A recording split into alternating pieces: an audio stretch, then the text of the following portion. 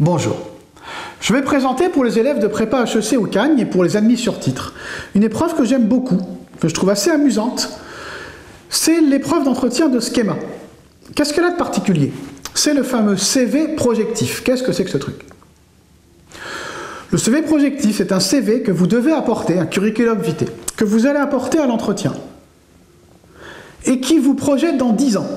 Vous avez en général 18 ou 20 ans si vous êtes en admis sur titre, donc ce qui veut dire qu'en gros vous aurez 30 ans.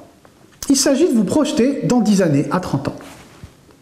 Première bonne nouvelle, vous pouvez le préparer chez vous. On ne vous demande pas de l'écrire tout de suite comme ça devant le jury.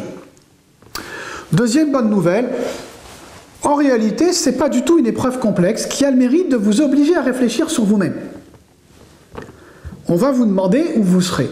Alors, je vous rappelle les grandes lignes d'un CV, vous le retrouverez dans mon livre, celui que j'ai sous les yeux, Comment majorer vos entretiens, paru aux éditions Nathan. Parcours professionnel, formation, compétences, langue, informatique et ainsi de suite, centre d'intérêt. Généralement, c'est ce qu'on trouve dans un CV, vous pouvez innover. Vous allez l'écrire en 2 couleurs, l'école le demande. Une couleur pour aujourd'hui, une couleur pour à partir de votre entrée à schéma. Car bien évidemment, parce que j'ai vu un élève me proposer un CV où il est entré dans une autre école que schéma, bien évidemment, dans votre CV projectif, vous êtes entré à schéma. Et vous allez partir de dans 10 ans. Dans 10 ans, quel poste occupez-vous? Quel métier voulez-vous? À partir de là, vous allez remonter en arrière. Si dans 10 ans, vous êtes directeur, peut-être qu'il y a 6 ans, vous êtes responsable. Et puis 3 ans ou 4 ans avant, vous êtes attaché, chargé d'eux. Vous allez remonter ainsi.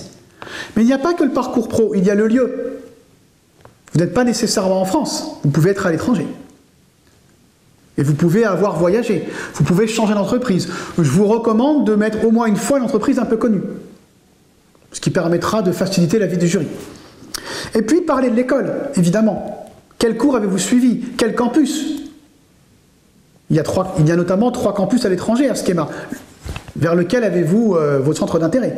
Quelles associations vous avez animées quand vous étiez à schéma? Et puis n'oubliez pas de parler de vous. À 28 ou à 30 ans, vous êtes peut-être pacsé, marié. Vous avez peut-être des enfants. Vous avez peut-être appris une 3e langue. Vous êtes engagé dans une association. Vous êtes devenu un grand pro de FIFA.